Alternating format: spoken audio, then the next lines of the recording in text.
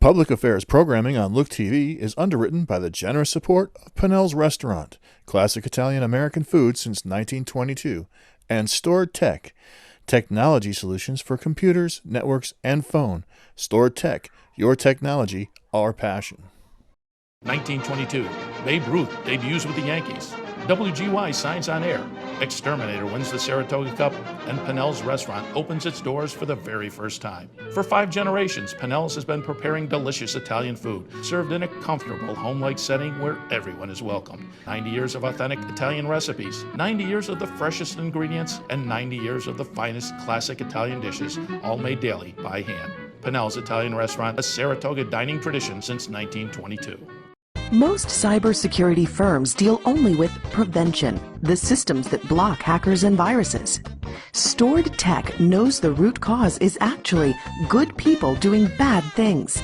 So we offer a security training program which includes certifying all participants to show they understand the basics. Technology solutions for computers, networks, and phones. Stored Tech, your technology, our passion. The Saratoga City Council meeting, an inside look at the decisions that affect you and our community.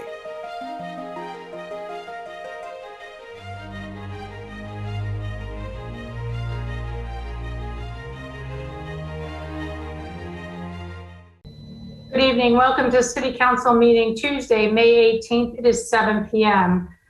This evening we have no public hearings. Roll call, please. Commissioner Frank? Present. Commissioner Madigan? Present.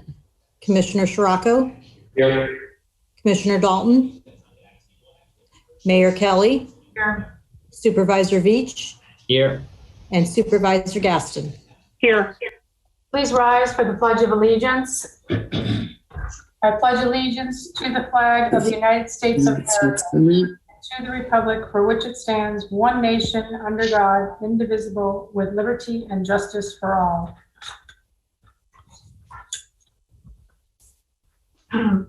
Next on the agenda is our public comment period.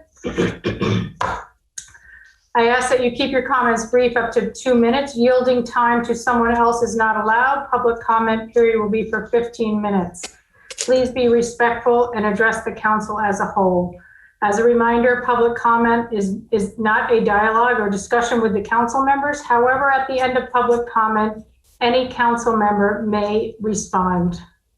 Now, please raise your Zoom hand if you would like to address the council. Look for it in the participation or reactions area of the toolbar on your Zoom window. We will call your name and ask you to unmute and start your video. Before when we state your name, please address the municipality that you reside in. Jason Tepper.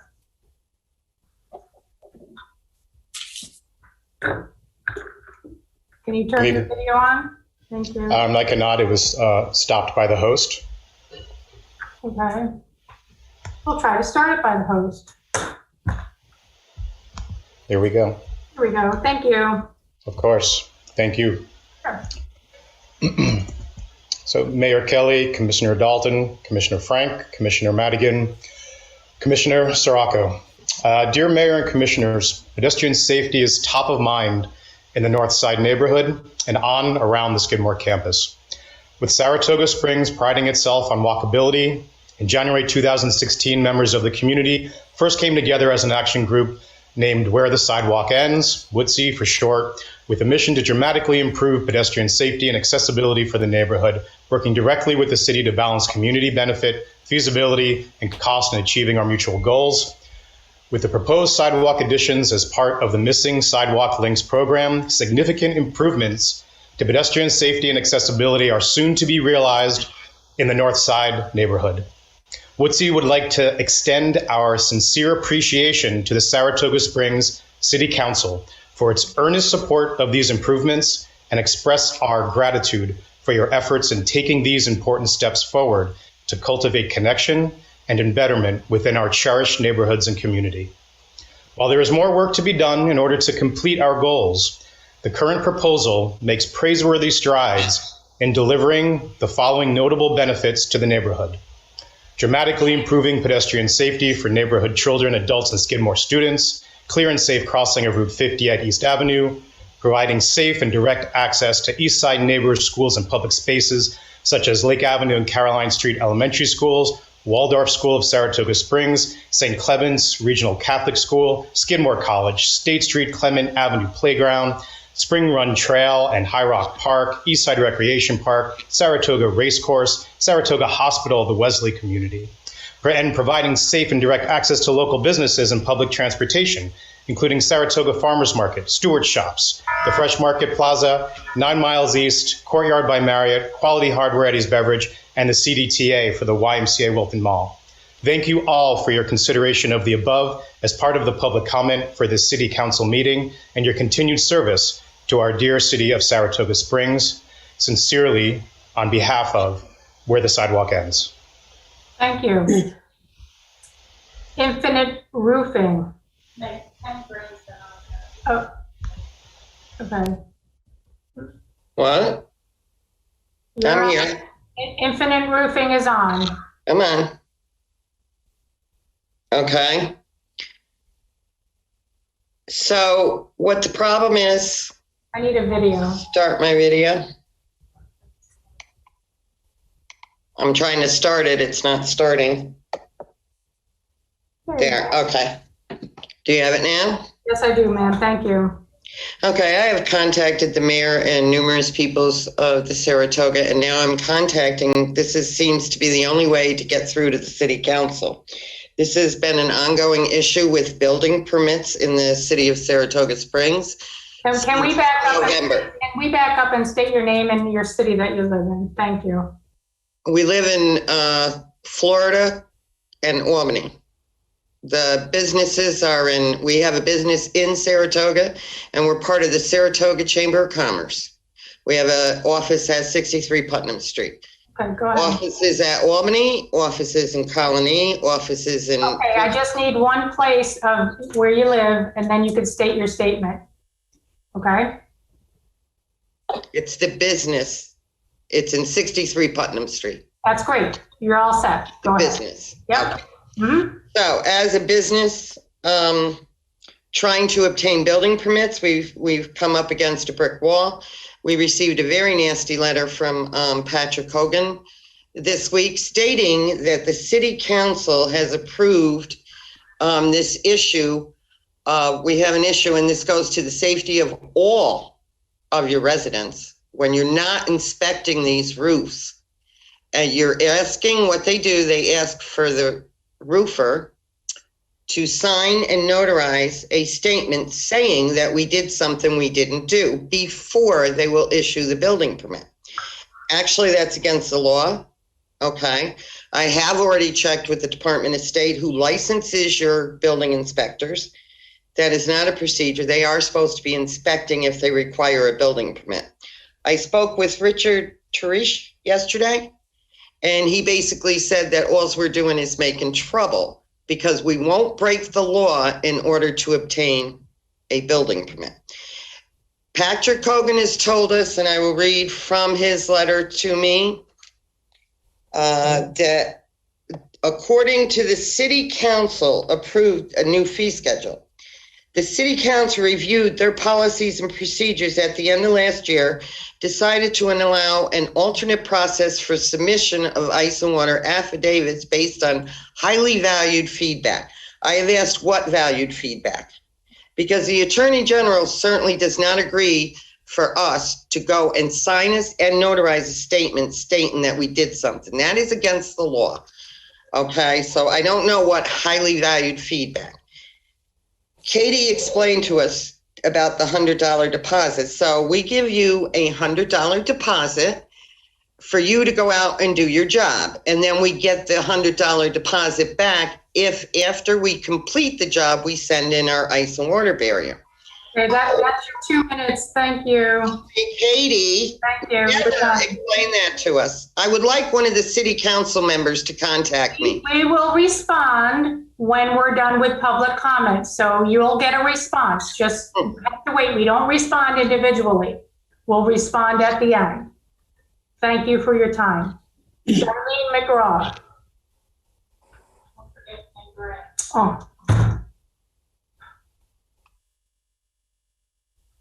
I do. I'll get them next. Let's do Darlene.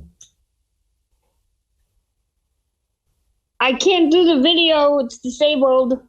Okay, give us a second, Darlene. Sorry. There you go. Okay. Hi. My name's Darlene McGraw. Unfortunately, I live here in the city of Saratoga Springs.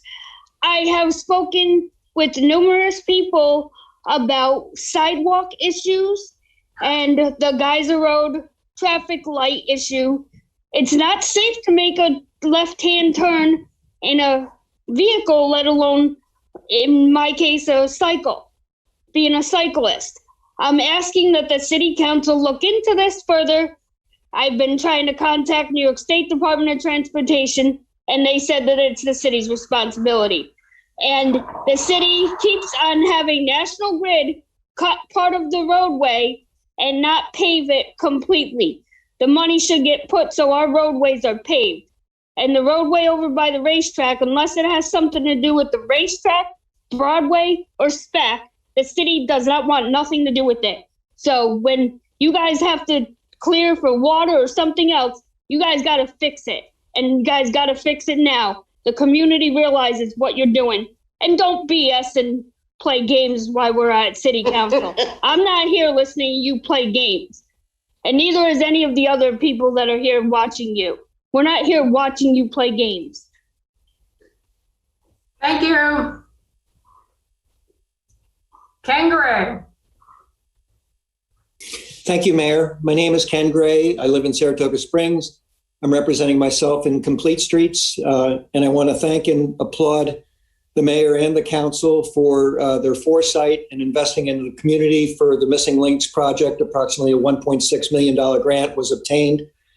I want to highlight the benefits, obviously safety, which Jason outlined, for young and for old and in between, the health benefits. The economic benefits are enormous, and we all saw this exponentially during COVID. So again, I applaud you for looking at the Missing Links project. And it's an opportunity for all of us to get from point A to point B without an automobile. It's really the part of the charm which draws residents and outsiders to visit Saratoga Springs. And I have to personally be thankful for the foresight of our people that lived before us 100 years ago that decided to place sidewalks. It brings our community together. It enables us to get to know our neighbors better. It's also part of the Complete Streets plan, which City Council and the mayor adopted in 2016. And when I voted tonight at Lake Avenue for the school board elections, it really was reassuring just seeing the number of people walking down the street on their sidewalks, getting there. There were no problems parking cars at Lake Avenue because people were walking there. So again, I just want to say thank you for your foresight and your investment into the community. Thank you. Let's see, Brad Heel. Okay, trying to start my video. Here you go. Can you see me? Yep. All right. Thank you, Mayor. My name is Brad Heil. I live at 61 Vanderbilt Ave. Just two quick comments and a question regarding the Missing Links project. First comment, I spoke with Tina Carton yesterday for quite a bit on this project, and I just want to say that it does seem like the analysis was very thorough and the intent is very good. So I do applaud the team for that and thank Tina specifically for her time in walking me through the project. My question, however, is the side opposite my house is an existing cemetery. The land is really not in use. I understand that one of the stipulations with the grant that was received is that no private land could be purchased, and I think there's one other eminent domain could not be claimed. My only question, though, is that this is going to have a fairly significant impact to the residents on our side of the street with cutting away property and trees. So I just asked that if we've exhausted all options for possibly getting a partial waiver to that requirement from the government funding, just to see, if there's really is anything that can be done to move the sidewalk to the side of the street, which really isn't in use. And the only other comment that I have is, again, for the greater good of the community, this seems like a great project. But again, there are many individual homeowners that are going to be impacted by these changes. And the only way that we really found out was just a flyer, and it really wasn't very specific. So my only comment would be that, it would have been nice to have something more than just a generic flyer, non-specific, notifying us of the impacts. And, hopefully in the future, something like this would be, at least some more engagement with those that would be impacted by a project such as this. Great. Thank you. Anyone else for public comment? Please raise your hand.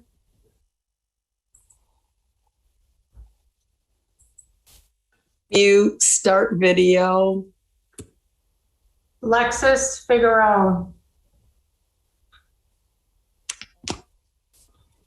Yes. Hello. I would just like to. You can state your name and your municipality, please. Alexis Figueroa, Saratoga Springs, Henry Street. And I just want to say that I think that we cannot forget about the fact that it is the year of George Floyd's anniversary coming up. So we cannot forget about social justice. I just want to make sure that the Common Council is still on board about doing this civilian review board and getting that together before June 1st as far as the task force to make sure that we implement that as well. We also I was asking also, we have some grants for art grants. We want to know if we could do a mural for a Black Lives Matter mural. I think that Juneteenth is coming up as well, and it's a perfect time for us to show some pride for Black Lives Matter as well. We also are going to be having pride events and different events as well, and cultural events in the city. I hope that the city council will support our events and bringing culture into the city as well. And that's pretty much all I got. Besides the fact that we also, I just would like us to figure out, we're going to have to eventually have a conversation with all the activists and social justice workers that are from Saratoga Springs with the city council, so we can come to an understanding and actually make some real changes in Saratoga Springs together. I think it's about time. It's been a year now of us doing this. We need to make some changes. That's it. Thank you. Thank you. Anyone else? Yes. Okay, Christine Morgan, is that you? Yes, it is. Okay. Can you? I can't. The host has asked you to start your video. Okay. There we go. Okay. Good evening, Mayor, Commissioners. Thank you for this opportunity. I'm Chris Morgan Dempsey. I live 53 Vanderbilt Avenue. And I too would like to commend the sidewalk projects for the beauty and the enhancement of the neighborhoods and the connectability. However, we are 9 small families who live on the portion of Vanderbilt that you are examining and for consideration. And on the east side, only 9 small families, and our properties are so short. They're so small, 70 by whatever in. And we are wondering collectively, all of us families, if we couldn't consider enhancing our block with sidewalks, which I see the necessity of, but across the street, there is nothing. And the people across the street won't mind at all. Whereas we 9 families have 40-year-old trees that we ourselves planted and little front lawns that we maintain. We ourselves put on an addition about 9 years ago and came out 14 foot, and that was all approved. And we greatly enhanced our own home and the neighborhood by doing so. And the property across the street has really been worsening in appearance over the years. Last winter, another tree yet came down, demolished another section right across from the intersection of Fenelon. And there is enough room for a sidewalk if the committee would just reconsider at least looking at it, maybe take a walk by, because there's cars and trucks that fit and they park perfectly without even overlapping onto the blacktop. So a sidewalk just from coming out of the village, running down to the end of Fenelon, would be ideal on that side of the street. Mostly it's brush and not even as many large trees as we happen to have on our own properties. Thank you. That's your time. Thank you. Okay, thank you. Ashley Budd.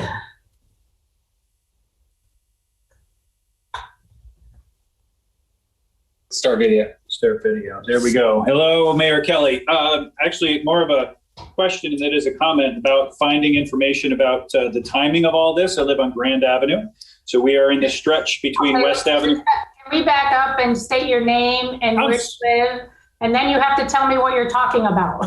Oh, okay. Oh, I'm sorry. All right. Yep. So my name's David Washburn. I live on Grand Avenue. I'm talking about the sidewalks and the missing sidewalks project. We're in that stretch of sidewalk between West Avenue and Hyde Avenue where sidewalks are necessary. Just kind of, I think it's a great idea, great project, totally needed. We've got a lot of people walking on the street on Grand Avenue back and forth. A question about timing. And then also for those who are living on the side of the street where the trees are going to be kind of in the way. I know of one neighbor up the street whose tree must be 12 feet in diameter, for example. So what is going to happen to those trees? Who's responsible for them? Those are my questions. And if there's a place where I can find those answers, I'd love it. Otherwise, that's my comment is I'd like to know that. We have a presentation tonight. So if you hang on, yep. And just stay on the line, you'll see a presentation come up on the missing. Perfect. Thank you. Okay? Great. Thank you. Thank you. Okay, Steve Godalewski.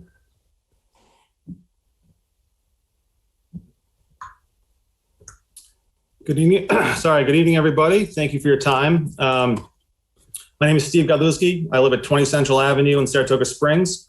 I'm a transportation engineer, a former member of the city's Complete Streets Advisory Board, and father of 2 children who will walk to school. I'm speaking tonight in support of the Missing Link Sidewalk Project. Now, professionally, I've worked on similar projects for almost 20 years, and I can say I never really fully appreciated the need for good sidewalks until I had to push a stroller around or walk with my children and navigate the city. A continuous, safe pedestrian network is critical for any community. On a fundamental level, sidewalks connect places or people with the places that they need to go. Many people depend on sidewalks for everyday transportation. Not everyone wants to own or is able to own a motor vehicle. It's not just about recreation. Filling the missing links will have a safety benefits for residents. A gap in the network forces pedestrians to walk into the road, along a shoulder, or worse, cross the street to a sidewalk on the other side, making a mid-block crossing. Statistically, mid-block crossings are one of the more dangerous actions for pedestrian to take. Thank you to the city for moving this type of project forward. It's an investment in the health and safety of the residents, and thank you for your time. Thank you. Okay, any other comments? Then we are closing the public comment period. I would like to ask Vince DeLeonardis to come on, our city attorney, to address Infinite Roofing. Thank you, Mayor. So the speaker made mention of an alternative process, and that is something that we put into place toward the end of last year, beginning of this year. And with regard to the valued feedback that played a role in that, part of that feedback actually came from the individual and her company. Roof work in the city of Saratoga Springs, whether it's a new installation or a re-roof, requires a building permit. Installation is an insurance or requirement that there is ice and water barrier that's installed. And we have made a change to the prior pre-existing practice about the submission of an affidavit. And the applicant now provides a $100 deposit that is refundable upon the submission of the affidavit indicating that the ice and water shield has been properly installed, of course, after they perform that installation. Alternatively, the applicant can request an inspection and have the building department go and conduct a physical inspection. But because roofing projects are typically done in a day or two, the affidavit is something that's traditionally been utilized. So we did make those changes, and that's something that we're providing for on a move forward basis. Great, thank you. Any other comments from the council? I think that there are a couple of things that I'd like to say about the Missing Links project. I think that Tina Carton and her team have done a terrific job on this. And I think that if anybody in the public has any questions, Tina is more than likely to come and chat with you wherever you can meet and tell you all about the process and the timing and all of that. So if you don't, if they don't address that in their presentation, please call Tina Carton in the planning department. She can help you with that. That's all I had. Anybody else have anything? Okay, then we are closing public comment period. Thank you. And let's move on to our presentations. Our first presentation is Tina Carton will lead our missing sidewalk presentation, and they'll come on.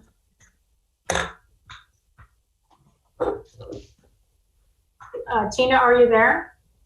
I'm here. I'm just waiting to have my video start. Okay, there you go. Thank you.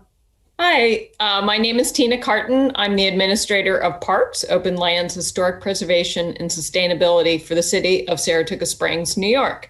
I would like to introduce Dan Rourke. Dan Rourke is an engineer that was hired by the city.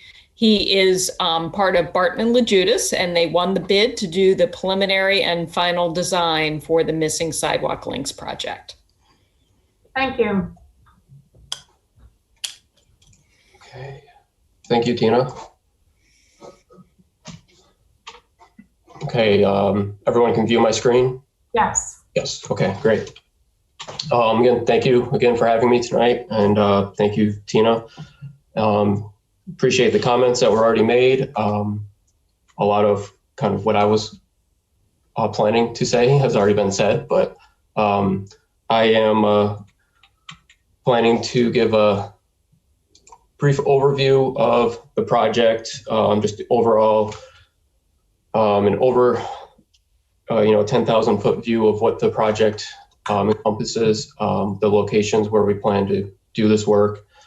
And I also want to let everyone know that while this is more of an overview tonight, there are more specific meetings planned for this summer for neighborhood meetings to discuss more direct questions or details about your specific streets in the city.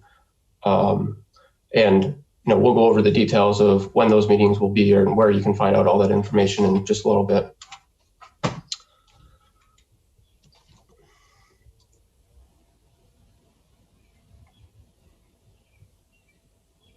Sorry, I just have a little delay here. There we go. Quick introduction to what our project team is. City is obviously the project sponsor, project owner. We are working with the Capital District Transportation Committee. They actually evaluated the project merits originally and awarded the funding to the city. The grant is through Federal Highway Administration. It's an 80%, 20% program.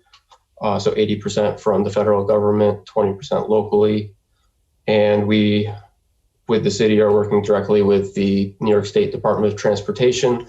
So the Department of Transportation oversees the funding, make sure all the federal aid procedures are followed, and oversees the construction details and that specifications are followed.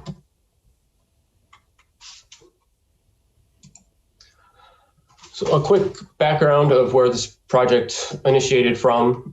It's been studied early on, over the past 6 years already through the comprehensive plan and the complete streets plan. So the locations that we're looking at for this specific project were all outlined in what's called the urban core of the city.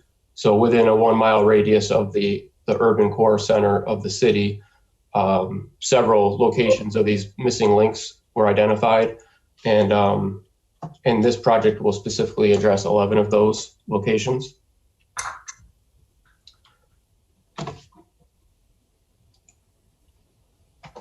Some statistics from New York State Department of Transportation. and really it's just straight data about pedestrian safety here. But, 3,600 accidents in 2015, over 600 fatalities.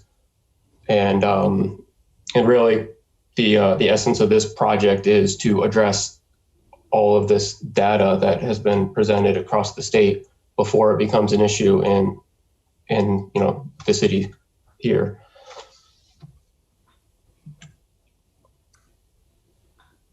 And how will we address getting in front of those statistics? By eliminating these gaps in the sidewalk network, make sure everyone has a continuous sidewalk to walk on, so residents are not hopping from sidewalk over grass onto the street back to the sidewalk.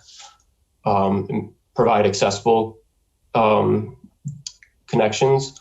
Everything will be ADA compliant, sidewalk ramps and the sidewalks themselves. And overall, this project will provide 1.8 miles of new sidewalks, which is a huge number.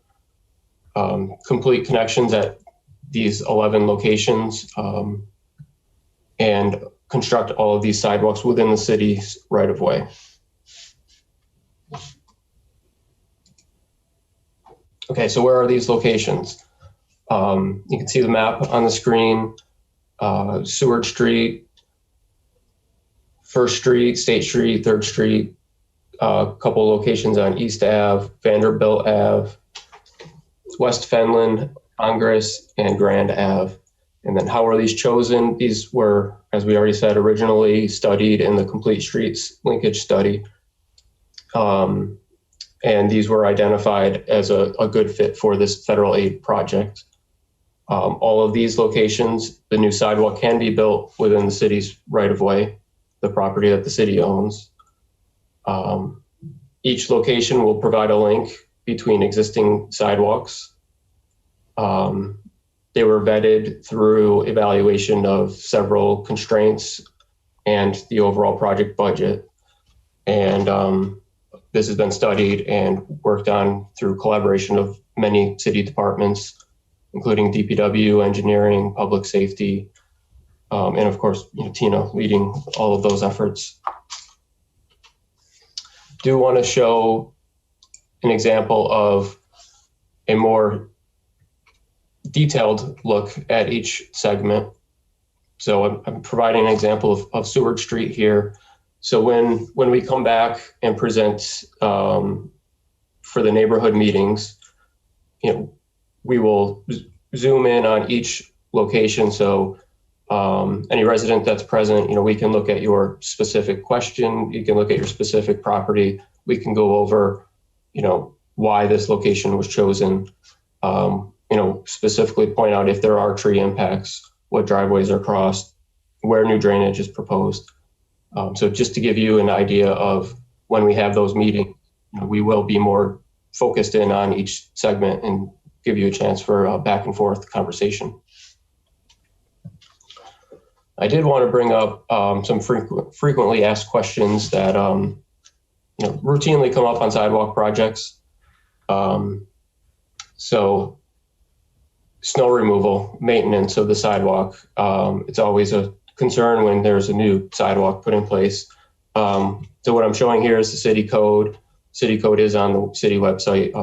If anybody, in the public would like to go look it up, but basically once these sidewalks are built, it will be the responsibility of the adjacent property owner to maintain, after a snowstorm, especially. And I guess I just wanted to add too, that within the city code, even if you don't have a sidewalk, your responsibility via the code is to have a 4-foot path cleared of snow in front of your property. Okay. Yeah, thank you. And another common question is, what's going to happen with my driveway? How does the sidewalk interact with my driveway? Or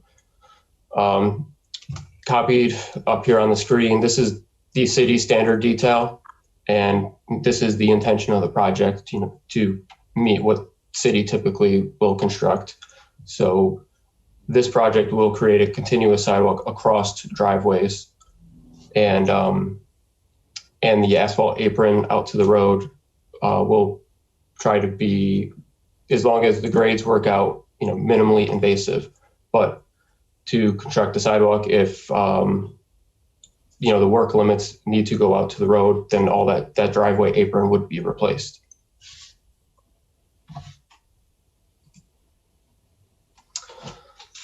And somebody asked earlier about, what is this project schedule, and which is up here on the screen now. So, we've been working on preliminary design, which is basically looking at an overview of the project and determining what the probable cost estimates are going to be, and evaluating specific details before we go out to bid for a contractor. We will be finishing up that process here by July, and the construction portion of the project that will start in next spring. Now, where does the funding come from? It's through this program called Surface Transportation Program. Again, it's an 80-20 program, so $1.9 million grant. The $1.52 million comes from the federal government, and there is the local match from the city, $380,000. And of this funding, $1.5 million is set aside for the actual construction of the project. And now, where can you find out more information on the project? There is a website dedicated to the project on the city's website. So there is a tab where you can go directly to the Missing Links project. Right now, you can find general information, things that we've done to date. And then coming soon, you can subscribe to the project calendar, and you will be notified of when the 4 neighborhood-specific meetings will be held. And the calendar, of course, on the website will be updated as we move along in that process. Detailed drawings that have been completed to date, which, similar to what I showed for Seward Street, will be posted. And we just ask for those of you looking for more information on your specific street or your neighborhood, please review those drawings and come prepared for a discussion at those neighborhood specific meetings. Is that it? And yes, I'd like to open it back up to the city for any questions or comments. Well, I think this is a great project, and I hope that we have the opportunity to do more of these, because the connectivity is great. And I do want to tell everybody that's on here listening for the Missing Links that they can always call Tina Carton or email her, and she's very prompt at responding and answer your questions to the best of her ability. And she's the best in the region, if not New York State. Little plug for Tina. So does council have any comments or questions? I had a question for Dan. Are we, does it look like there'll be an expansion with the STP in this next infrastructure bills that are coming forward? Do we have any feel for that through Congress? Oh, for the transportation funding in general? Right, because there's a lot of talk. It's Republicans and Democrats seem to be in somewhat of an agreement that there'll be another stimulus bill coming through in the next few months. Mm-hmm. And it's going to be, infrastructure related. And I know roads. I didn't know if sidewalks or these type of programs, if you heard if these would be part of it. I've, through our, professional organizations, we've seen some of the early talks, and I don't recall the exact number, but it was an increase in the current plan.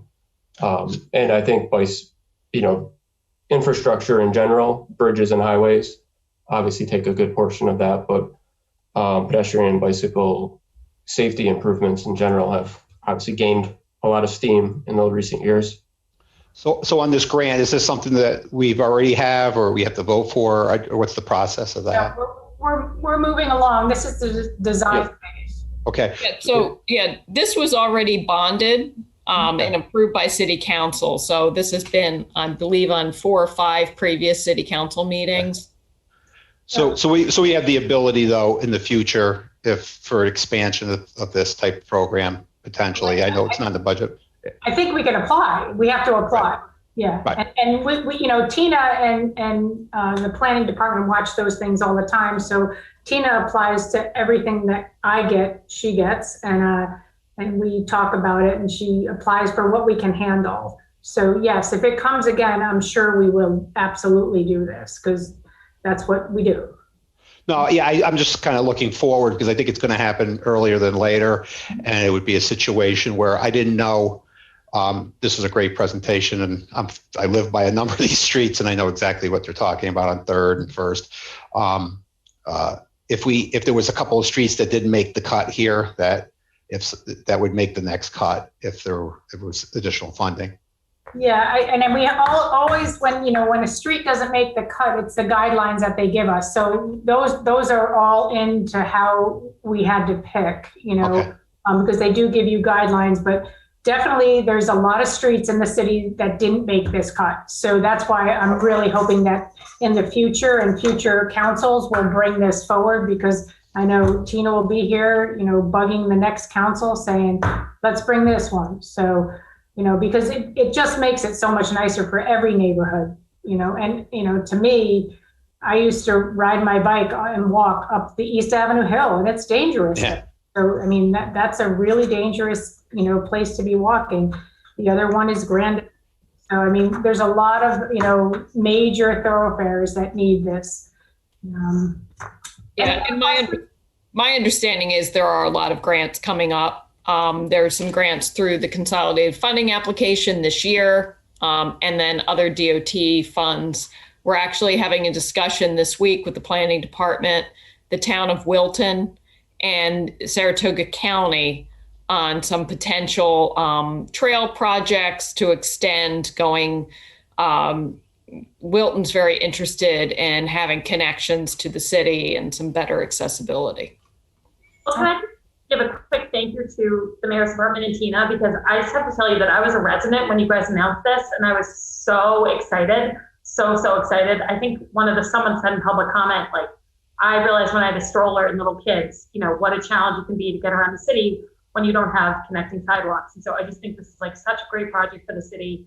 Tangentially, I just wanted to mention, though, that I do think that, the code requirement that we have for people to clear the snow and ice in front of their home and on their sidewalks and create a 4-foot path, I think that can be challenging actually for a lot of people, especially people who are not physically able to do it, can't afford someone to come through and plow. And so I just think it's something maybe as a city we should think about to offer some kind of community support or organize some kind of effort to aid people in those instances so we can keep our sidewalks clear, but not unnecessarily burden people who, really physically can't do that, clear the snow and ice. Well, that's a great project for you, Commissioner. Thanks. All over it, guys. Yeah, any other comments? Tina, thank you. I know I've looked over this project in detail with you. And of course, I think Fenlon is prime for a sidewalk. It's such a dangerous and dark area.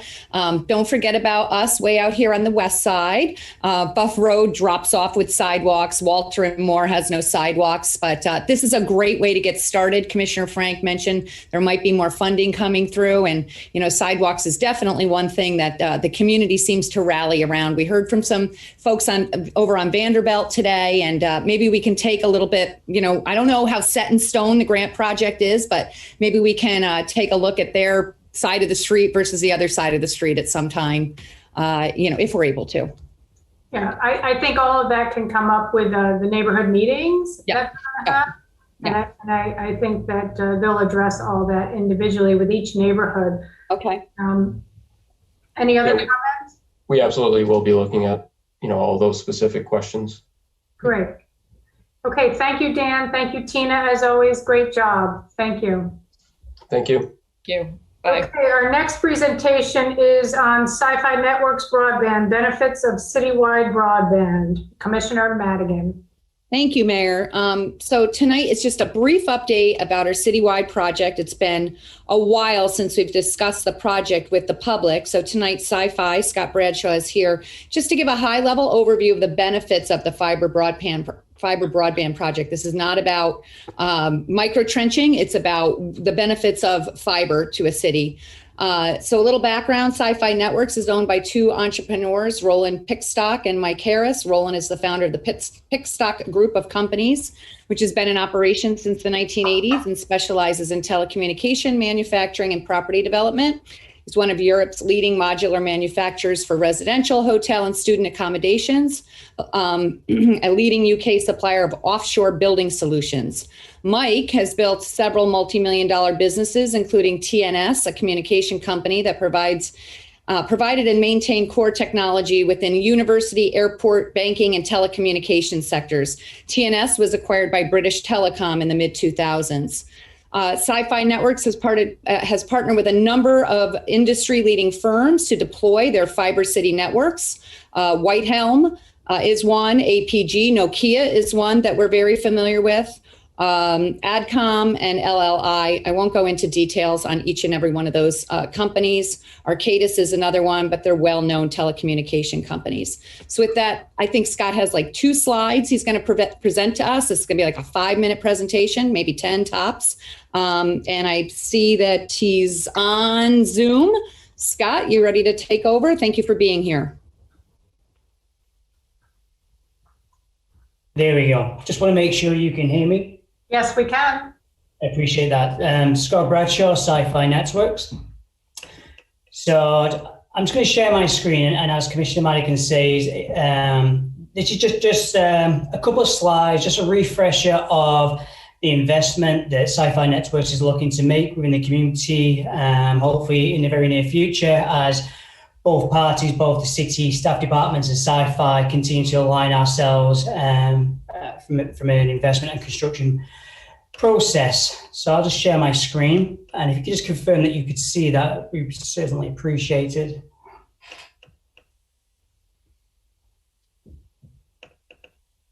We can see it. We see it. Thank you so much.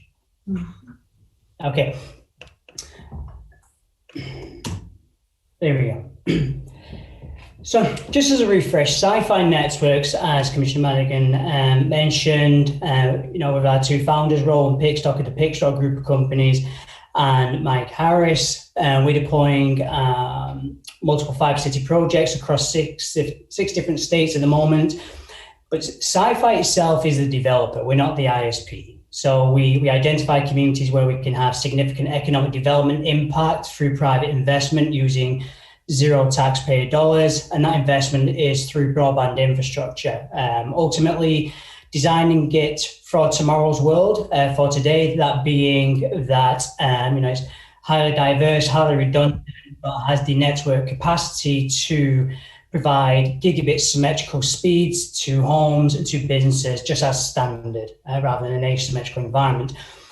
So under that structure, we actually build cities, towns, villages in one go. We don't build neighborhoods, and if that's successful, we build another one. We actually commit to council that we'll build an entire community within a period of agreed time, straight out of the bat. And again, I say that's all through private investment, no taxpayer dollar from the municipality. With respect to Saratoga Springs, we are proposing a new 240-mile fiber optic network with the intention of leaving no one behind. So every resident, every business will be offered and afforded the opportunity to receive fiber connectivity, and that being under a structure which is an open access platform. So what that ultimately means is the nets, with Sci-Fi not being the ISP, we actually bring brand new ISP competition, broadband competition to the community, so you can really the people, the business of the community can stay with the people they currently purchase service from, or they now have an additional choice of the providers that will be on this network.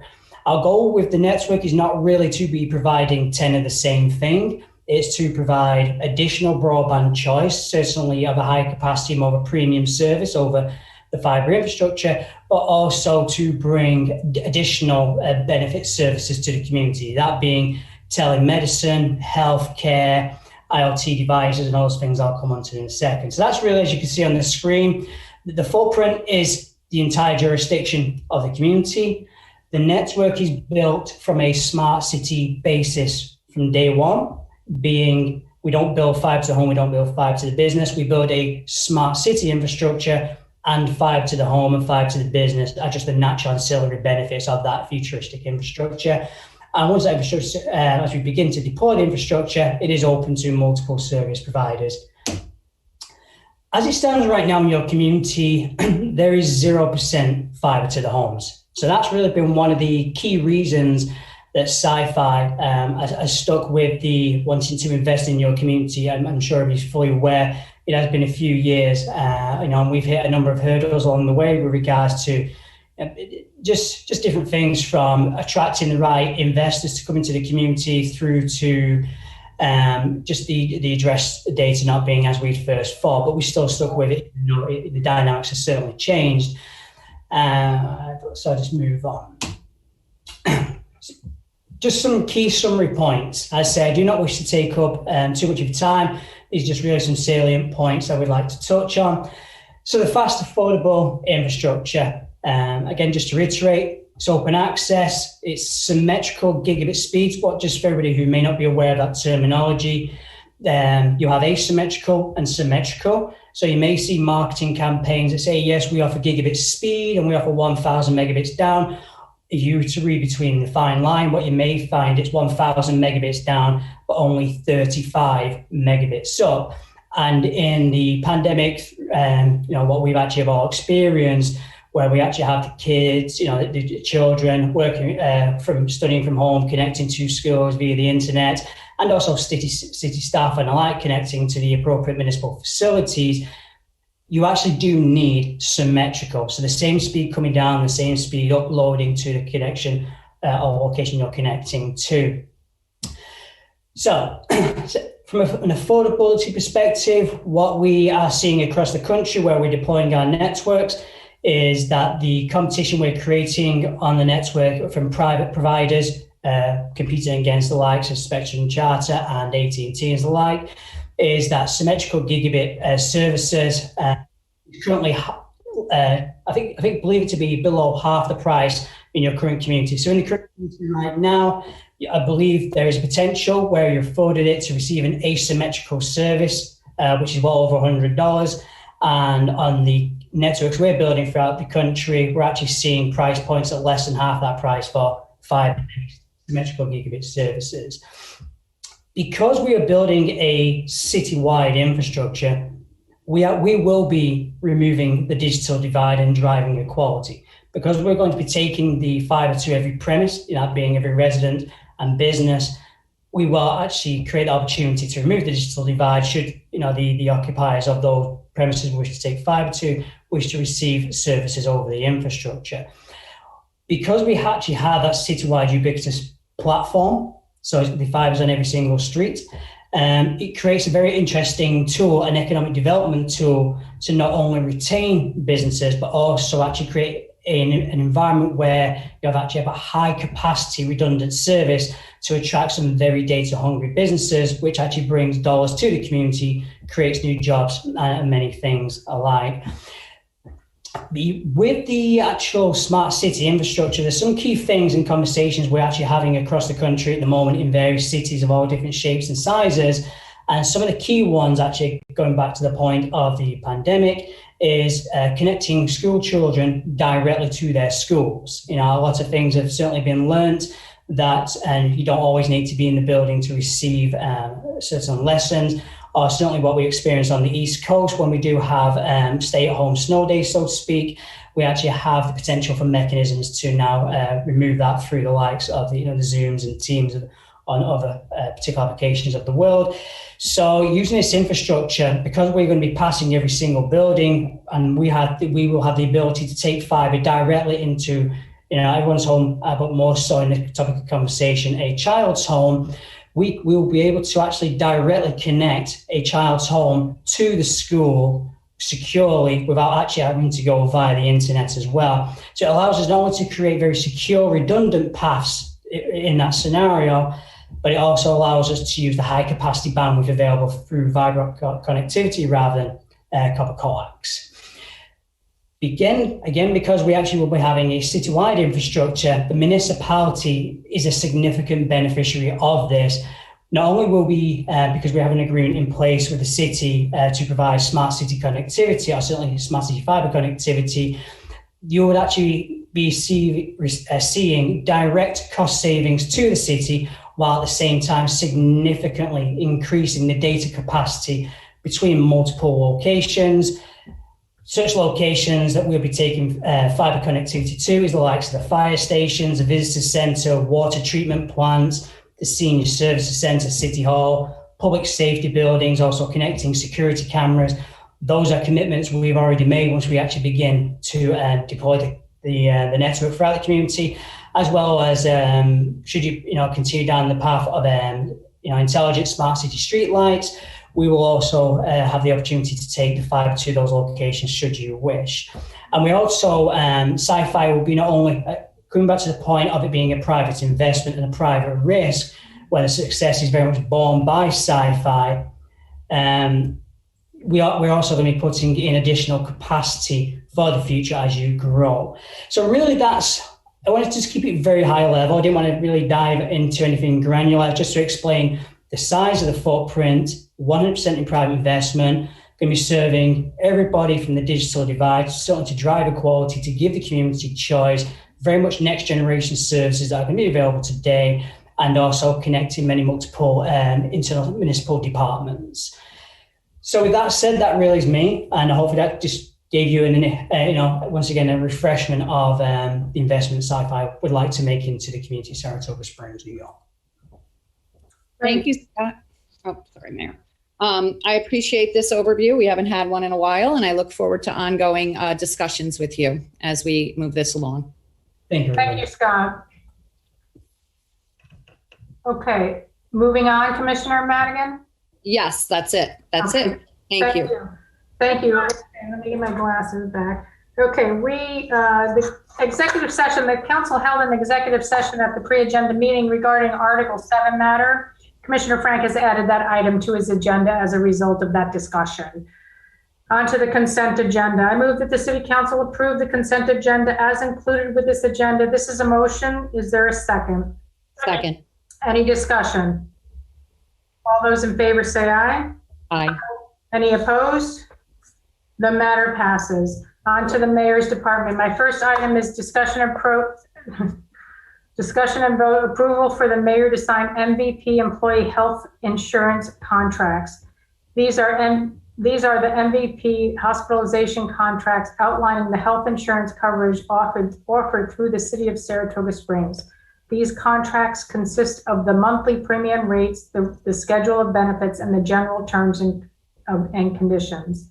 I move that the City Council authorize the mayor to sign the MVP employee health insurance contracts. This is a motion. Is there a second? Second. Any discussion? All those in favor say aye.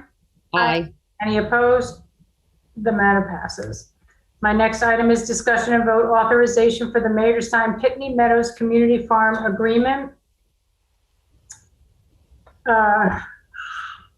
Farm Facilities Use Agreement. This is Pitney Farms Community Facilities Use Agreement. The Recreation operates a running program each year throughout the summer. And I did get inquiries about this today, and I'm just going to read a statement from our Recreation Director. The Rec Department offers free running clinics each year with volunteer coaches. The participants learn proper technique in a family fun environment. In 2021, some of the running groups will meet at the Pitney Meadows Farm at the beginning and the end of class. The facility agreement will allow the runners to meet on the Pitney Meadow property. So that's that agreement. I make a motion. I move that the City Council authorize the mayor to sign Pitney Meadows Community Farm Facilities Use Agreement. This is a motion. Is there a second? Second. Any discussion? All those in favor say aye. Aye. Any opposed? The matter passes. My next item is discussion and vote authorization for the mayor to sign 2021 school and group running practice and training permit application. This is for the New York Parks, Recreation, and Historic Preservation, Saratoga Spa Park 2021 School and Group Running Practice and Training Permit application. The Recreation Department operates a running program each year throughout the summer. I move that the City Council authorize the mayor to sign the 2021 School and Group Running Practice and Training Permit application. This is a motion. Is there a second? Second. Any discussion? All those in favor say aye. Aye. Aye. Any opposed? The matter passes. My next item is discussion and vote co-sponsored program templates. The Recreation Department is requesting approval for the mayor to sign an agreement with Traveling Pickleball Pros to co-sponsor pickleball workshops. The city will receive 40% of the revenue and the vendor will receive 60% of the revenue as per the agreement. I move that the City Council approve the agreement template for their co-sponsored programs. This is a motion. Is there a second? Second. Any discussion? All those in favor say aye. Aye. Any opposed? The matter passes. My next item is to set a public hearing, authorization to apply for New York State Community Development Block Grant CARES Act Fund for Small Business Grant Program. Following a consultation with the New York State Office of Homes and Community Renewal, the Community Development Department has been encouraged to submit a full application to HCR for Community Development Block Grant CARES Act funding to support an additional round of the city's COVID-19 Small Business Grant Program. A public hearing is required by the HCR prior to the submission of the application. No matching funds are required for this grant. I'd like to do it at the next meeting for 5 minutes. We're clear for 6:55 on June 1st. Thank you. My next item are appointments to the Saratoga Springs Arts Commission. Tonight, I'm appointing the following current members to the Saratoga Springs Arts Commission to serve a one-year term from 5/18/21 to 5/18/22. Deborah Cohen-Teager, Belinda Cohen, Peter Cotogianis, Eily Lopez, and I'm also appointing current members to the Saratoga Arts Commission for a 2-year term of 5/18/21 to 5/18/23, Ian Berry and Sue Kessler. My 7th item is the mayor's food drive in partnership with Saratoga Springs High School Spa program to benefit Snack Pack during the summer break. The mayor, that is me, is conducting a food drive in partnership with Saratoga Springs High School Spa program. The Spa program is the Saratoga Pathways Academy at the Saratoga Springs High School. Students enroll in this program and have worked with local businesses on authentic real-world problems and continue to expand upon these community relationships. The Snack Pack program provides backpacks full of food directly to the children at school. Snack Pack program is funded entirely by local donations. The Snack Pack food drive will be held at the Rec Center Monday, June 7th, 3 to 6:30 p.m. and on Tuesday, June 8th, 9 to 12 noon. Food drop-off and boxes will be placed in various schools throughout the school district. I would like to say that, this is not a small food drive. This is a very large food drive. This is trying to there's over 300 children in our district that get food every week from this program. So I really feel that in the summer, we need to make sure that everybody has enough food, and these children will still get the food over the summer. So I make a big plea to everybody to just come on over and give what you can for the children of our community. Mayor Kelly, when you guys start putting this out on social media, will you just give us a heads up so we can all share it and promote it and whatnot online? Yep, will do. Thank you. That concludes my agenda. On to accounts. Commissioner. Thank you, Mayor. The first item is a reappointment of Elena Richards to the Saratoga Springs Art Commission. I am pleased to reappoint Elena Richardson to the Saratoga Springs Art Commission. Her term will run also, as similar to the mayor's earlier, 5/18/21 through 5/18/23.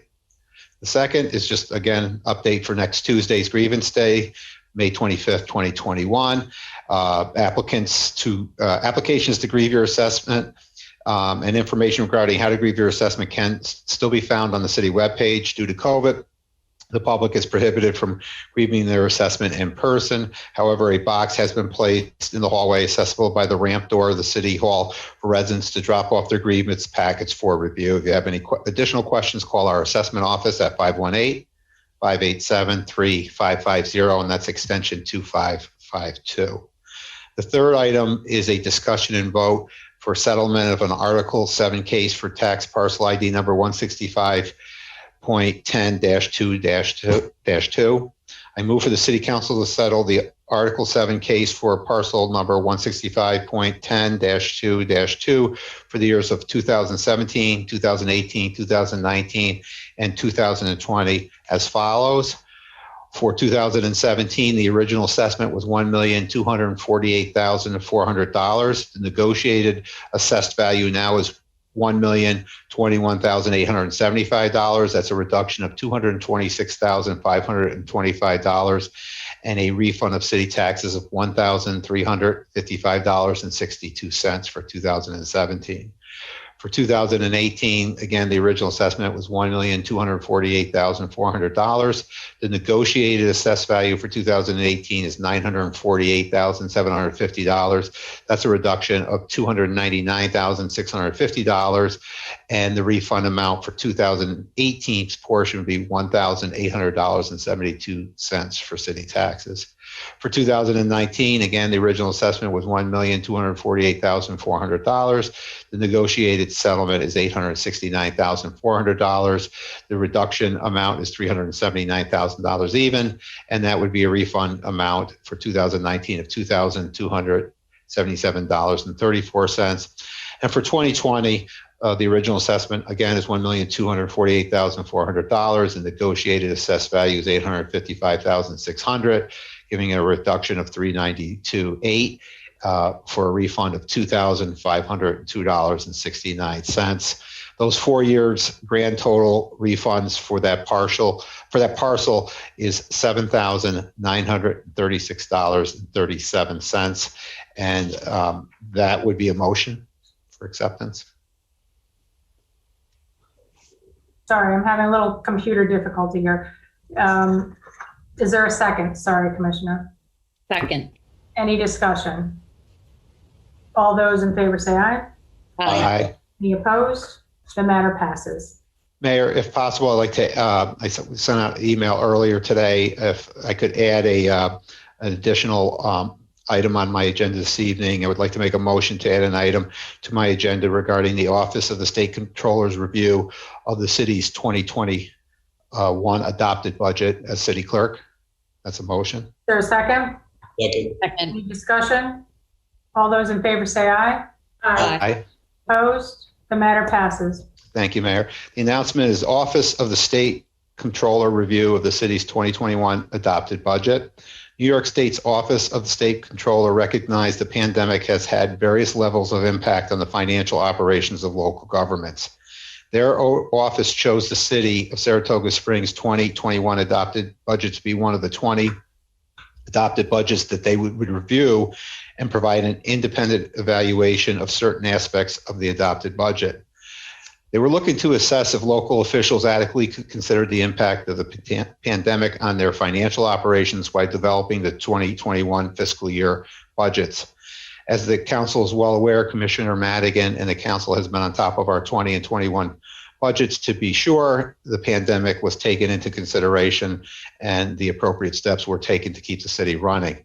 The report provides a summary of findings, their methodology or approach to review, information on the city's background, and recommendations. Overall, the Office of the State Controller found the City Council adequately assessed the impact of the pandemic on financial operations while developing estimates for significant expenditures in the 2021 adopted budget. 2021 adopted budget does include estimated revenues for federal aid, state funding from AIM, that's aid and incentives from municipalities, and BLT, which may not be realized. As all of you know, Commissioner Madigan at all the meetings has regularly provided the council and the community with updates throughout this process this year for the 2021 adopted budget late last year. There were 3 recommendations made as follows. The council should amend the general fund budget for the federal aid revenue shortfall, if any. The council should be prepared to amend the general fund budget in the event the revenue projections for AIM funding and VLT aid are not fully realized. And third, the council should carefully monitor revenues and expenditures throughout the year and closely monitor ongoing discussions and legislative acts, both at the state and federal levels, that could be beneficial or detrimental to the city's financial operations. Again, Commissioner Madigan, I'm sure will be addressing this later on, and as she has throughout the process this year. And that concludes the highlights of the report. Thank you. Does that conclude your agenda? Yes, thank you, Mayor. Okay, thank you. On to finance, Commissioner Madigan. Thank you, Mayor. The first item is a presentation, first quarter 2021 finance report, our first quarter report. Please note that this report is prepared on a cash basis and no adjustments have been made for receivables or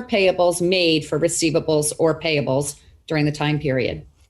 For the general fund revenues, property tax and the general fund are recognized as revenue for the full amount levied at the time the tax roll is posted to the general ledger. The finance office has reviewed the payments made as of 3/31/21 and 61% has been collected, or $9,850,793. Last year at this time, 57% was collected. You will recall that property taxes can be paid in 4 installments, with the first installment due on March 1st. However, the city offers a discount of 2.25% if the full year is paid on or before March 1. This accounts for the greater than 25% collection rate after only the first due date has passed. As of 3/31/21, the city has not received many of its other larger revenue streams.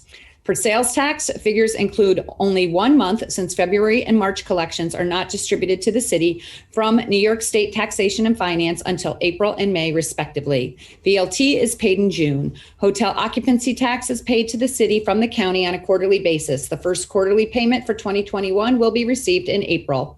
County surplus distribution is paid on a quarterly basis too, with the first payment due in April. NYRA admissions tax is paid annually after the racing season has closed. The bulk of franchise tax is paid annually in the last quarter of the year. State aid revenue sharing is distributed in 2 installments, September and December. The largest share is received in December. Mortgage tax is paid semi-annually in May and November. In the finance department, when actual revenue is adjusted to reflect actual property tax receipts, then the finance office is at 29% collected. Taking into consideration the property tax revenue recognition issues, approximately 27% of revenues were actually received as of 3/31/2021. In 2020, the adjusted approximate revenue collected was 26%. Water and sewer revenues, the first quarter water and sewer bills for 2021 are mailed in April for a May 15th due date. Capital revenues, the city will issue the general obligation bond in June to finance the 2021 capital projects. General fund expenses in the mayor's office, many contributions to outside organizations and events have been paid in full as of 3/31/2021. Most other expenses are fairly consistent. For all departments, liability insurance has been paid in full for the year. Additional expenses would be for claims or additional coverage. Discounts on taxes is a final number. Most departments' expenses are running at about 25%, which is on target for 3/31/2021 and is consistent with the first quarter of 2019. Variances are due to seasonal expenses and grants. Capital expenses are usually larger in the months where weather is more conducive to construction. In addition, large vehicle purchase often take months to be built according to bid specifications. For community development, since the community development block grants are awarded on a different schedule than the city's fiscal year, no budget is established. And that completes the submission of the first quarterly report, which was due to council by May 15th and was emailed to you under separate cover with the presentation taking place this evening. My second item on my agenda is an update on city finances. This is our ongoing report on city revenue, expenses, and cash flow, as well as the status of federal and state funding. The Office of the State Comptroller budget report was provided by Commissioner Frank this evening. Thank you. That is required under general municipal law that the clerk present that. So I appreciate that, him giving us a nice synopsis. So I won't go through that again for you all. We continue to review revenues and meet with departments about potential mid-June operating budget amendments. And also this process is helping us try to set some priorities for the 2022 budget. Mostly what I have are notes about the OSC budget review, and I think Commissioner Frank again covered that nicely, so I will move on from there. Let's see. Some good news. We have received disbursements for VLT aid and Federal American Rescue Plan funds. So the cash flow situation is looking healthier for June, which is a month in which the city makes much greater than normal number of disbursements, including the remittance to the county and school tax amounts and that the city has collected. So whether or not we receive them in whole, we make the county and school whole for their taxes. This June, we also owe the $6.3 million plus interest, a short-term tax anticipation note that we borrowed from Adirondack Trust last year. We are still considering our best payment strategy, looking at cash flow and revenues and expenses and what we might want to do for the mid-June budget amendments. So we're considering, paying it all back. And improve our financial outlook, refinance it all, and incur another year of interest, which to date really has been nominal. Pay some and maybe refinance some. So I will be in touch with the council as we put together a better picture of what we want to do in June with that TAN. More good news, the 2021 bond rating. On a final positive note, the city received a draft report for its 2021 bond rating. And it looks like we not only retained our AA plus bond rating, but S&P has dropped the negative outlook that we have been carrying. And the outlook now indicates its view regarding the potential direction of long-term credit rating over the intermediate term. So it's dropped the negative outlook, which is good. I'm not going to read the whole report right now. I may want to read the report at the next city council meeting because I only have a draft of the report at this point in time. But I at least wanted to let the council that they've dropped the negative outlook and we've maintained our AA plus bond rating, which will help with our bonding this June. I would like to thank the Director of Finance, Christine Gilmet-Brown, who does guide us through the annual bond rating call with Standard & Poor's and the whole bonding process. Item number 3 is a discussion and vote revision to the resolution regarding employees who are active members of the United States Armed Forces. In February of 2013, I sponsored a resolution that was passed unanimously to ensure appropriate payments to employees who are active members of the United States Armed Forces. The recent PBA Memorandum of Understanding regarding the 12-hour shift will affect this resolution, creating what I believe is an unintended disparity. This revision corrects that, bringing the resolution in line with the 12-hour shift wage change. I'm happy to bring this to the attention of the council. Actually, the city attorney did to us yesterday in one of our meetings. So I appreciate that. Thank you to the city attorney.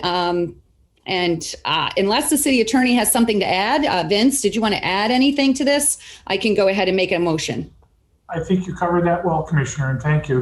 The New York State military law does provide for individuals who are ordered to military duty their salary for up to 30 days or 22 working days. The city council in the resolution that you referenced, Commissioner, does provide those employees up to an additional 15 days or 11 working days.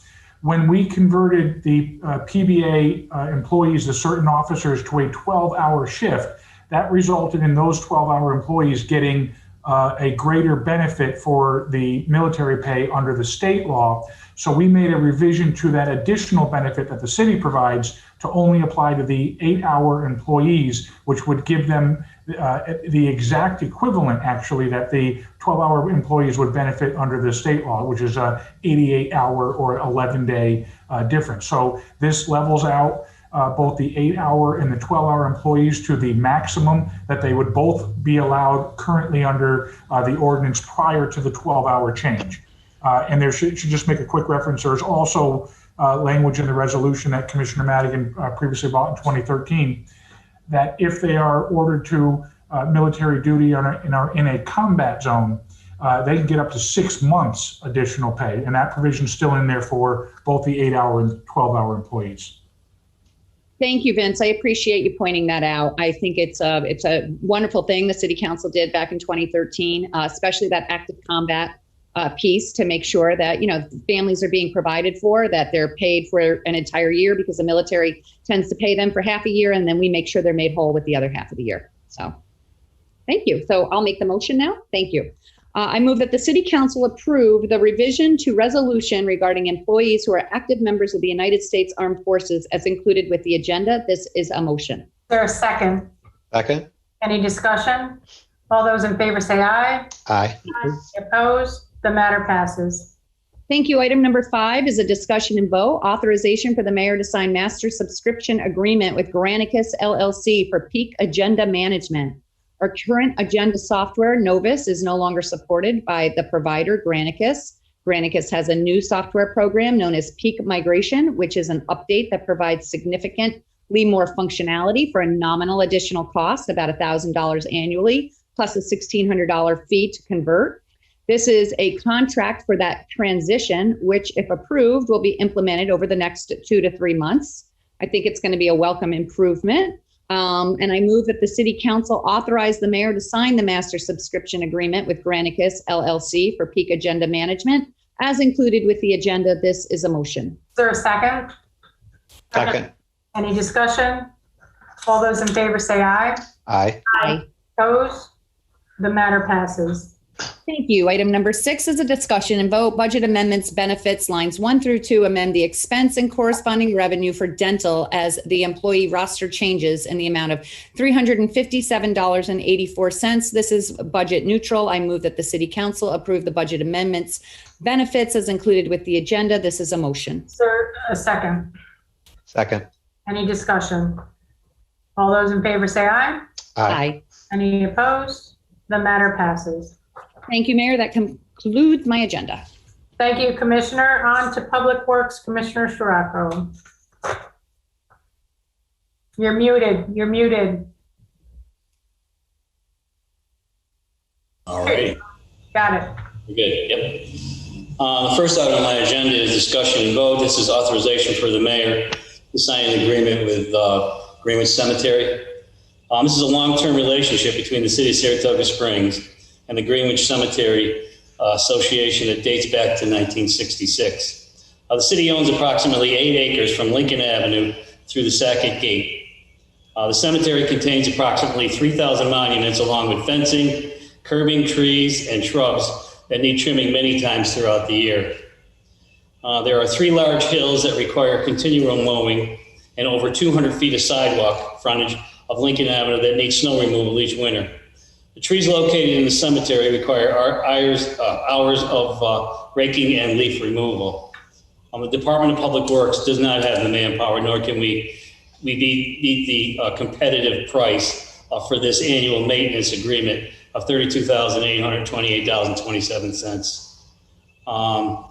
This is an annual agreement with $16,414.14 payable on or about the 1st of July 2020, and the remaining $16,414.13 payable on or about the 1st of October 2020. Therefore, I move for the mayor to sign an agreement with the Greenwich Cemetery in the amount of $32,828.27, and I put that in form of motion. Is there a second? Second. Any discussion? Commissioner, you said October 2020. Did you mean 2021?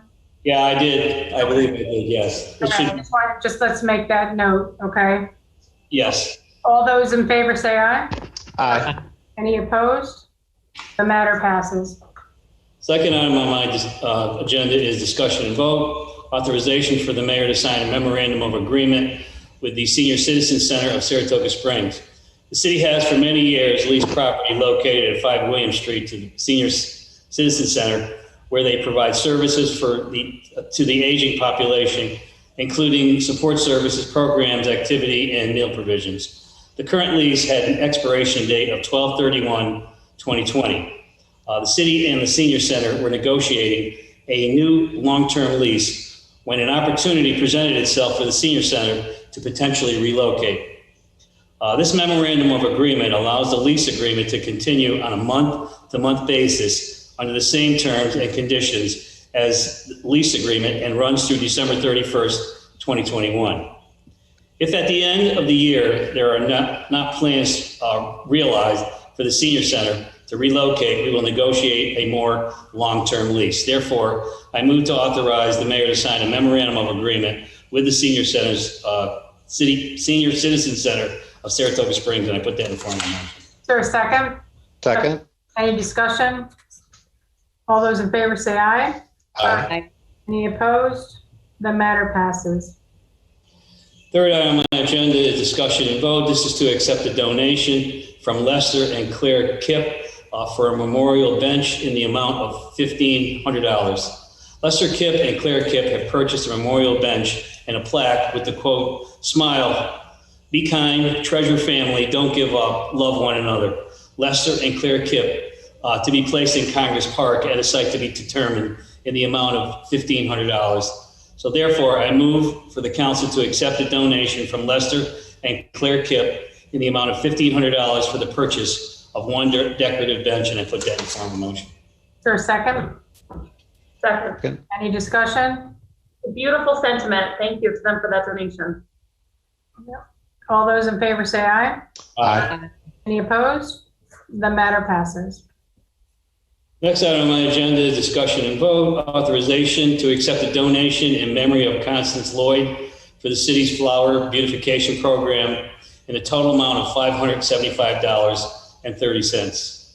Constance Lloyd passed away October 21st, 2020. She was a proud and lifelong resident of Saratoga Springs. Connie loved life and enjoyed spending time in her garden.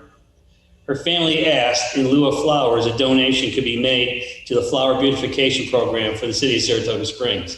To date, the city has received $725.30 in memory of Connie. Therefore, I move for the council to accept a donation in memory of Constance Lloyd for the city's flower beautification program in the total amount of $575.30, and I put that in form of a motion. Is there a second? Second. Any discussion? He had said $700 and then it was $575 on the agenda. Was that earlier we accepted it, or? I think we're accepting, are we accepting the 575 or the other number that you said, 700 something? Well, yeah, there was a previous donation. That's what I thought. Okay. So the two add up to $725. Oh, okay. So that's right. So that motion is right. All those in favor say aye. Aye. Any opposed? The matter passes. The fifth item on my agenda is just the 2019-2020 DPW annual report. And I'm just going to read a little statement that I have here. The city of Saratoga Springs and the Department of Public Works faced unprecedented challenges throughout 2019 and 2020. The lightning strike in August of 2018 that disrupted city operations and led to the City Hall renovation and restoration project could only be topped by a worldwide pandemic in 2020. COVID-19 created a significant challenge for DPW in delivering services to the public and supporting our local businesses while caring for the health and well-being of the employees. I was proud of how the department responded and worked through uncertainty while performing their job duties. Even with these major difficulties, DPW delivered on our promise to provide world-class services to the city of Saratoga Springs. Throughout 2019 and 2020, DPW implemented successful paving, beautification, street maintenance, snow removal, yard debris pickup, beautification, and building maintenance programs. In 2019, the paving program was extremely successful, with 17 street sections being paved, which equaled approximately 10,455 tons of blacktop. This work equaled $872,972.08 in CHIPS funding. Additionally, the 2020 paving program was just as successful. Even with the pandemic, the city had 12 street sections paved, which equaled approximately 6,862 tons of blacktop. This work equaled $588,996 in CHIPS funding. In addition to paving, the department's workforce continues to provide seasonal yard debris pickup snow plowing, downtown beautification, curb and sidewalk installations, and general efforts to maintain Saratoga Springs as a world-renowned destination community. I'm also proud to share some of the 2019 and 2020 accomplishments of the department. The Campfield Casino Parlor Room Plaster Bar Restoration Capital Project was completed, along with the Route 9 Cateros Avenue and Nelson Avenue water main improvements. DPW finished the City Hall renovation and restoration project, along with relocating businesses, operations back to City Hall. Saratoga Springs was also once again named a Tree City USA. I was deeply appreciative to Joseph J. O'Neill III for serving as DPW Deputy Commissioner throughout 2019 and 2020. Joe provides excellent customer service to our residents and is extremely knowledgeable about the city's infrastructure and operations of DPW. I can say that DPW takes great pride in working for the public and providing the services necessary to keep Saratoga Springs an incredible place to live, visit, and work year-round. I hope you'll enjoy reading this report as much as we enjoyed completing the work that it describes. The next item on my agenda is just to set a public hearing for the capital budget amendment for city buildings. This public hearing needs to be set to amend the capital budget for the City Hall project because there are remaining insurance funds that can be allocated to the building. The city building's capital account and City Hall project were utilized for the renovation and restoration project. However, as the council is aware, these accounts are used to maintain capital projects in both City Hall and city buildings. This capital budget amendment adds remaining insurance funds and funds that were not encumbered into the city building's capital account for project number 1141 City Hall. The total amount of the budget amendment is $135,329.30 and includes the insurance reimbursement of $132,326.36. $1,500 that was not encumbered from 2018 to 2019, $1,346.30 not encumbered from 2020 to 2021, and $156.64 that the Director of Finance said can be voided. These amounts do not require bonding or any additional funds from the taxpayers, but are the amounts already determined, with the bulk of the amendment being the leftover from the greater insurance reimbursement. And I guess more information will be provided in the notice on the proposed funding amount and funding sources, including insurance bonding and or usage of reserves. And the information will also be discussed at the public hearing. And is that probably, for next June 1st? Yes, probably 5 minutes. About 5 minutes. Okay, so we'll keep it at 6:55, Lisa. Okay. Okay, we're good. And the last item on my agenda is just an appointment to the Saratoga Springs Arts Commission. Lisa Kulisek will be reappointed to the Arts Commission.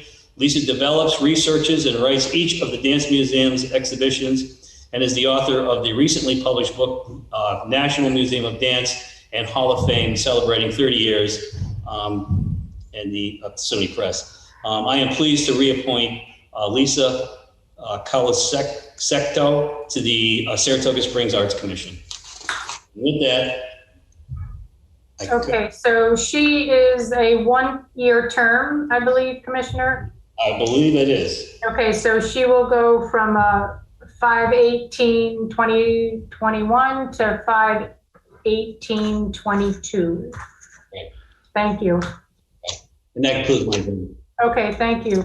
On to Public Safety, Commissioner Dalton. Thank you, Mayor. The first item on my agenda is discussion and vote, accept the donation for the Saratoga Springs Police Department mounted unit.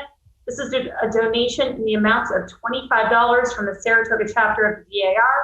I make a motion to accept this donation. This is a motion. Is there a second? Second. Discussion?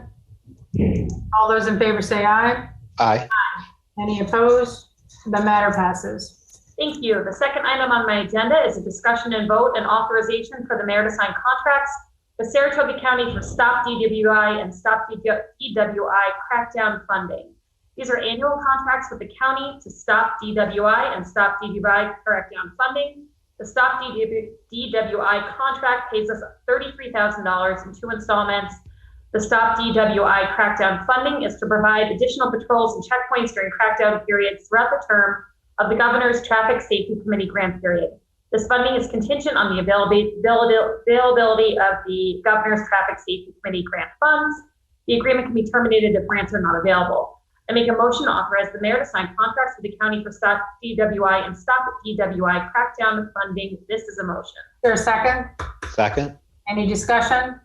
All those in favor say aye. Aye. Any opposed? The matter passes. Thank you. The third item on my agenda is a discussion and vote authorization for the mayor to sign a contract with Fitzgerald, Morris, Baker, and Firth. This is a contract that shall not exceed $10,000 for legal services relating to public safety. I make a motion to authorize the mayor to sign a contract with Fitzgerald, Morris, Baker, and Firth. This is a motion. Is there a second? Second. Any discussion? All those in favor say aye. Aye. Any opposed? The matter passes. Thank you. The fourth item on my agenda is a discussion and vote and authorization to pay an invoice to Fitzgerald, Morris, Baker, and Firth. This is an invoice on the agenda for approval by the council because we had no money left in a prior purchase order. I make a motion to pay the invoice to Fitzgerald, Morris, Baker, and Firth in the amount of $2,204. This is a motion. Is there a second? Second. Any discussion? All those in favor say aye. Aye. Any opposed? The matter passes. Thank you. And the last item on my agenda is an appointment of Matthew Herff to the Saratoga Springs Arts Commission. Tonight, I'm reappointing Matt Herff to a 2-year term on the Saratoga Springs Art Commission. This new term will run from May 18th, 2021 to May 18th, 2023. And that concludes my agenda. Thank you, Commissioner. On to Supervisor Beach. Great, thank you. First on my agenda tonight is just a few reports from the Board of Supervisors meeting that occurred today. First is to just report that we did approve our project for new technology in the board meeting room and the board committee room. We appropriated and hired a firm to do that for us, and they are going to basically revamp the entire technology in the boardroom, which should provide for better access from the public to the public of our meetings.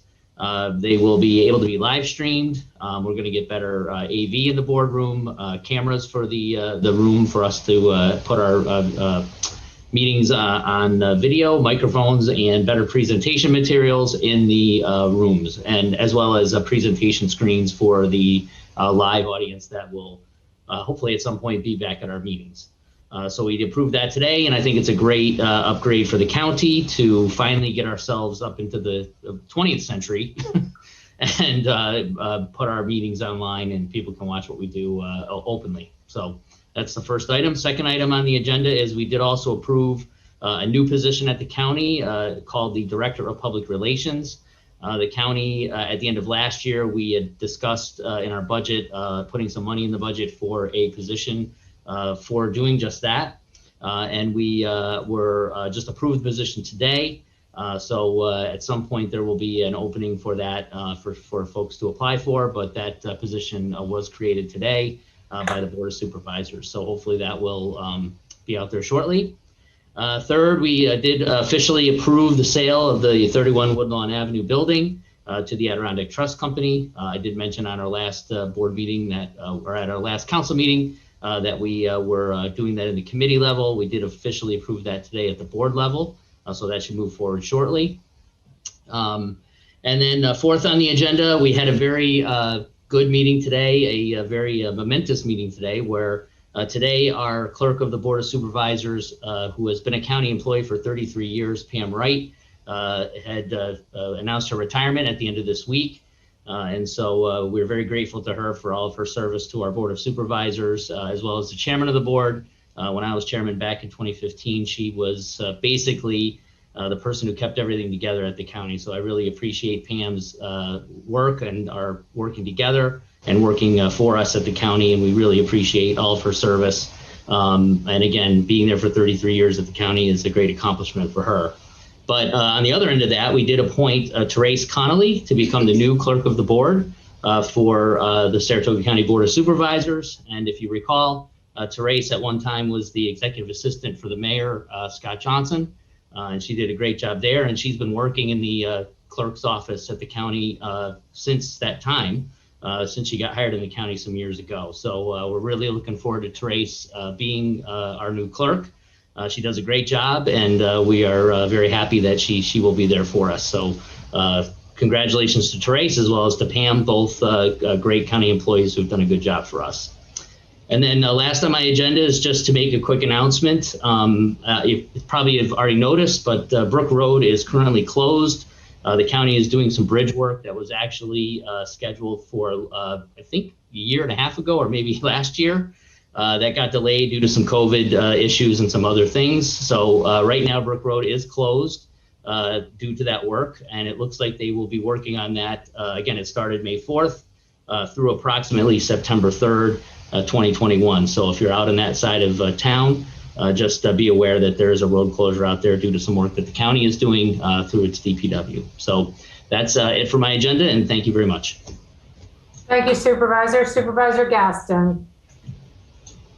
Thank you.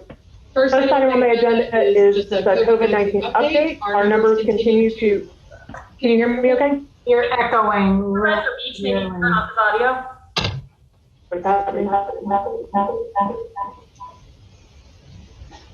Where are you in the same area as Matt? I know. Yeah, we're in our office, so that's why you can hear kind of an echo. So Matt, you have to mute. Oh. Okay. Okay. Now you, Tara, unmute. See if that's better now. Not really.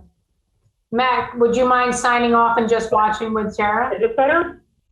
Yeah, go ahead. I think it is. Everything else? Yes. Okay. Good. Yeah. Apologies. I thought we'd handled that already. Okay. First item on my agenda is a COVID-19 update. Our numbers continue to improve. Right now, our rolling average 7-day rolling positivity is 1.3% with only 9 hospitalizations. That's much better than we've been previously. So let's continue to decrease in those numbers. I think a lot of this is as a result, over 50% of our county population has completed the vaccine series. So that's not one dose, that is having completed the series. Approximately 60 have had at least one dose. And in a number that was actually surprising to both the Commissioner of Health and myself, and is above the top in the state, is approximately 50% of our 16 and 17-year-olds are already vaccinated, have at least one dose. That is much higher than many other numbers in the state. We've also increased the number of appointments for 12 to 15-year-olds as they've been authorized. And we expect that 6 to 11-year-olds may be authorized late summer or early fall. So unfortunately, it'll be a bit on them. The governor did issue some new guidance with regards to wearing masks, particularly for those who are vaccinated and following social distancing. Unfortunately, as has happened before, the written guidance has not followed with any more specification than the governor announced. So it is believed that right now, if you are fully vaccinated, which is 2 weeks after completion of the vaccine series, you are not required to wear a mask in many public areas. However, at this time, they are still required in schools through the end of June, and in healthcare facilities, and private businesses may continue to require them irrespective of the governor's order. Second item on my agenda is the public health expansion. As I've discussed before, the public health department is expanding to include environmental services. Today, the board formally authorized $200,000 in a special fund to help assist with the legal and contract funds for that, and also formally appointed the Saratoga County Public Health Advisory Task Force, which includes Supervisors John Schaaf and Phil Barrett from Clifton Park, myself, Commissioner Cools, and Brian Miner, who is a former director of the New York State Department of Health. These terms are for 2 years with the idea that we will be transitioning to the full department in that time, which will include items such as subdivision development, water, cooling towers, tattoo parlors, restaurant and camp inspections, and the like. The third item on my agenda is Saratoga County Resilience Committee. I spoke about it last time. Any individual interested can email committee@saratogacountyresilience.com. The focus will be on preparing our county for any changes, disasters, but not just big items, also kind of smaller, slow boils, you might call them. In comparison to emergency services, it tends to work on the front end in preparing and reducing the need for emergency response because things have been prepared for on the front end. They will be looking for a variety of individuals with experience and expertise and interest. And the website, Saratoga County Resilience, will be up shortly, but at this time you can email with any interest, again, to committee@saratogacountyresilience.com. That concludes most of my agenda, but I will also say I'm really going to miss Pam. And she made really good cakes for everybody's birthday. So Great. Thank you, Commissioner or Supervisor, sorry. Any other comments from the council?